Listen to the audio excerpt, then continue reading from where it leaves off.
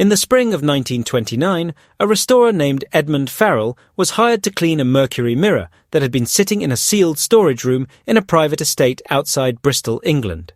The mirror had been there since the estate changed owners in 1871.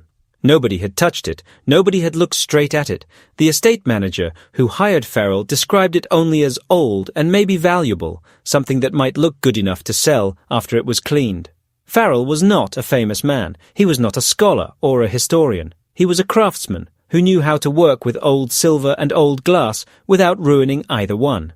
He had cleaned dozens of mirrors in his career. He had never written a word about any of them. But after he finished with this one, he wrote 4 pages in a private journal that later passed to his granddaughter. And those 4 pages describe what he saw in that glass, something that has never been fully explained by anyone who has read them since.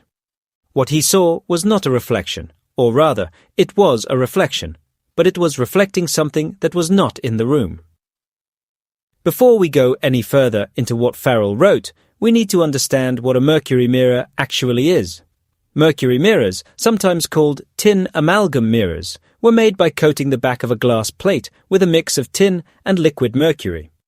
This process was common from the 16th century through the late 19th century, when it was replaced by silver-backed glass. The last major mercury mirror production in England basically ended around 1865 to 1870. A mirror from before 1870 that had never been cleaned or restored was already a rare object by 1929. The mercury mix on old mirrors does not stay steady forever. It rusts, darkens, forms cloudy spots, and in some cases creates what restorers call ghost zones, areas where the reflective layer has partly separated from the glass and started to form second surfaces inside the depth of the mirror itself. These ghost zones are real, they are documented. They are the normal explanation for the optical tricks that old mercury mirrors sometimes create.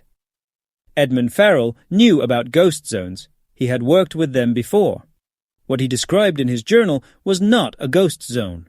He wrote that when he first uncovered the mirror in the storage room, it looked completely dark, not reflective, not even catching the lamplight he brought in with him. Just dark, the way a window is dark when there is nothing outside it but night. He thought the mercury layer had completely failed, that the mirror was basically dead glass, and he got ready to work on it with the normal cleaning materials he used for very bad rust cases. The process involved a careful chemical wash, followed by slow hand polishing with certain kinds of cloth. I have to pause here for a second because what I just described is one case from a much larger pattern. There are 35 documented cases in a document I put together. Different cities, different decades, different types of evidence. Every single one follows the same sequence. Discovered, documented, acquired, disappeared. I could not fit all of it into a video. It is in the pinned comment. Find it before we continue. He expected to spend most of a day on it. He began in the morning. He wrote that within the first hour of work, as the outer rust layer began to come off, the mirror did not brighten the way a clearing mirror normally does. Instead of going from dark to grey to silver, it went from dark to something he found hard to describe exactly. He used the word luminous, but then crossed it out, and wrote instead that the surface seemed to hold light differently than any mirror he had worked on, as if the light was going into it instead of bouncing off it. By midday, he had cleared a section about 2 feet wide in the centre of the glass. He wrote that he stepped back to check the work, which is normal practice, and that when he looked at the cleared section from about 6 feet away, he saw something in it that made him put down his cloth and stand still for what he guessed was several minutes. What he saw, as he described it, was architecture, not reflected architecture, not the ceiling of the room he was standing in, and not a twisted version of the walls behind him. It was architecture that he did not recognize, shown with a clearness he described as almost painful, as if the image was sharper than anything real should be. He described a building. He wrote that the structure visible in the mirror had a front face with extraordinary detail, with columns that were not quite like any classical style he could name, and decoration across the upper parts that mixed natural shapes with exact geometric patterns in a way he had never seen in any building he had visited or any photograph he had studied. The size of the structure, as he understood it from the shapes visible in the glass, was huge, not just large in the way cathedrals are large. He wrote the word colossal, and he did not cross it out. He also described, and this is the detail that sits at the center of everything that follows, what looked like a street in front of the building. A wide street, paved with a material he described as neither stone nor wood, but something with a faint rainbow shine to it, like mother-of-pearl laid flat into the ground. And on that street, visible but not clear, were what he described as figures moving, not the movement of a still image catching light in a new way, not the optical shimmer that comes from clearing rust, but movement. He wrote that the figures moved with purpose, the way people move when they are going somewhere and have somewhere to go. He put down his cloth. He did not pick it up again for the rest of that day. The next morning, he returned and kept working. Over the next 2 days, he cleared the rest of the mirror. He wrote that the image did not stay there all the time. It came and went. It was clearest in the early morning light and almost gone in direct afternoon sun. When it was there, it showed the same subject, always the same building and the same street from the same angle, as if the glass had been placed at one fixed point in relation to whatever it was showing. He wrote that, on the third morning, he brought a colleague into the room, a man he names only as H, and asked him to look at the mirror and describe what he saw. H reportedly stood in front of the mirror for several minutes and then said there was something wrong with the glass, that it seemed deeper than it should be, and that he did not want to look at it any longer.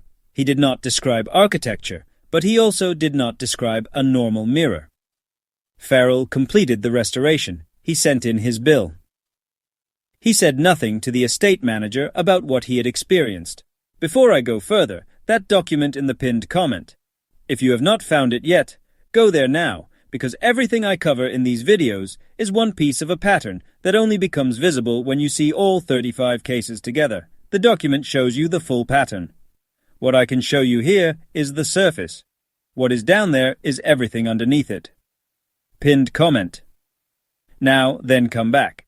But he wrote those 4 pages that evening, sitting far away from the room where the mirror now hung, and he ended his account with 2 sentences that have been quoted by every person who has read his journal since his granddaughter made it available in the 1970s.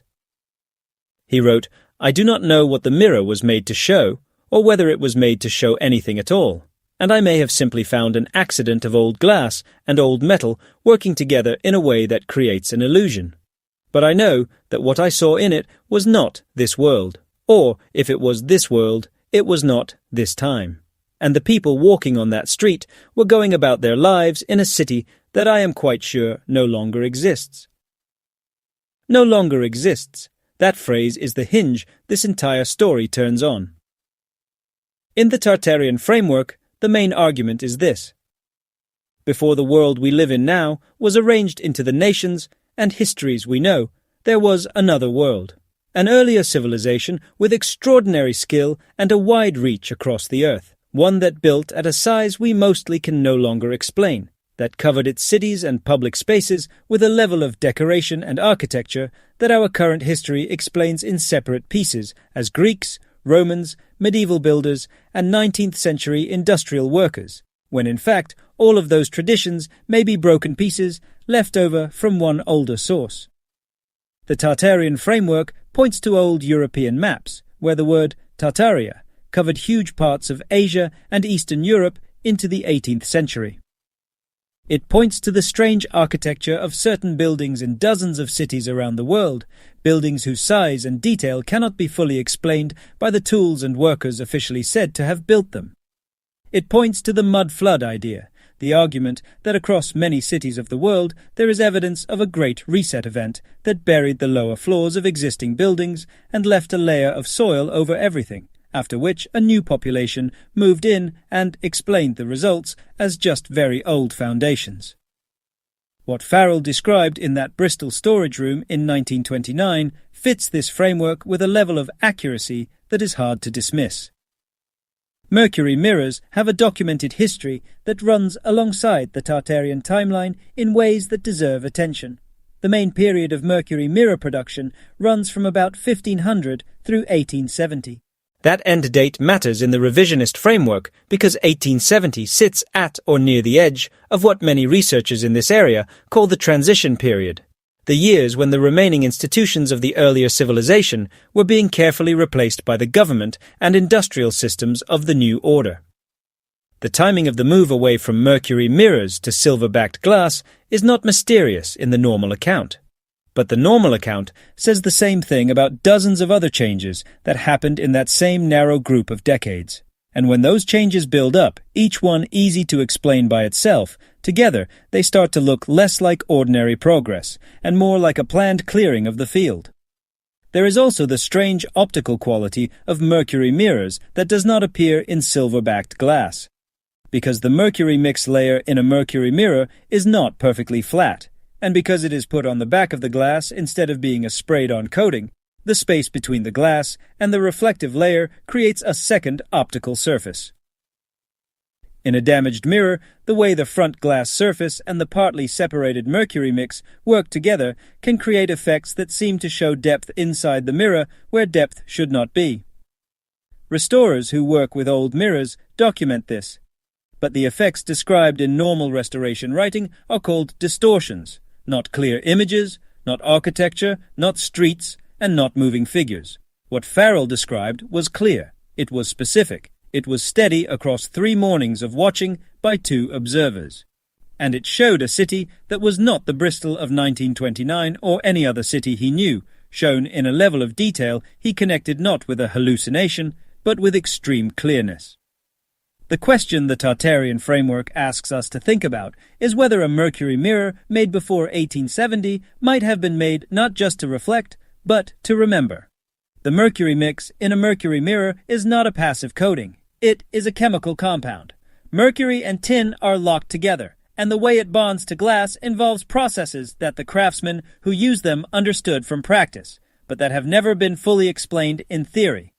If the civilization before ours understood something about light and its relationship to surfaces that we have since lost, then it is not impossible that certain objects made in that civilization kept an ability that we would now call impossible. A mirror that shows not what is in front of it, but what was once in front of it. A surface that holds, inside the structure of its chemistry, an image of the world as it existed at the moment the mirror was made.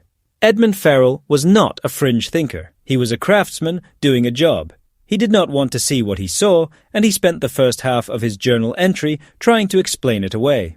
He considered ghost zones. He considered the chance that the light in the room was tricking him during the early clearing stages of the mercury mix. He considered whether the chemical materials he was using had caused any effects on how he saw things. He rejected each of these explanations one by one, carefully, the way a craftsman thinks through a problem instead of the way a mystic builds a vision, and then he wrote down what he saw. The estate outside Bristol, where the mirror was cleaned in 1929, has changed owners several times since then. The current owners, according to what can be traced through public property records, are a private family trust. Whether the mirror itself is still there, or whether it was sold at some point in the decades between then and now, is not publicly known. Farrell's granddaughter, who made the journal available to a small number of researchers in the 1970s, died in 2003. The journal's current location is not recorded in any public archive. This is how these stories end. Not with a dramatic discovery or a final piece of evidence that closes the case one way or the other. They end with the trail going cold in a private family trust, with the key document in an unknown place, with the main witness long dead, and with his account saved only in a privately shared photocopy of a handwritten journal that not enough people have seen to force a serious reckoning with what it contains. But the account itself does not disappear just because the physical evidence is out of reach. What Farrell wrote sits in the record, the way all suppressed accounts sit in the record, available to anyone who knows to look, clear in its detail, steady in its internal logic, and stubbornly resistant to the standard explanations that get used for things that do not fit the timeline we have been given. He saw a city in a mirror. He saw people moving through that city on a street paved with something shiny, strange, and iridescent. He saw a building of colossal size and impossible decorative precision, built in a style that did not match any architecture he had been taught to recognize. He saw a world that looked like this one, but was not. a world that had been here before the world he was standing in, a world that left itself behind in the only material available to it, which was the chemistry of a mercury mirror, sealed in a Bristol storage room for 60 years, waiting for someone with the skill to clear the surface and the honesty to write down what came through. The city in the glass, the people going somewhere, the building that should not exist in any timeline we have been given. And one restorer sitting away from the mirror at the end of his third day of work, writing in plain craftsman's language about something he could not explain and would not pretend he had not seen. That is what the mirror held. That is what he said appeared in it. And the question it leaves us with is the same question that mercury and glass and light have always asked, which is simply this. What do surfaces remember, and who decided we were not allowed to know?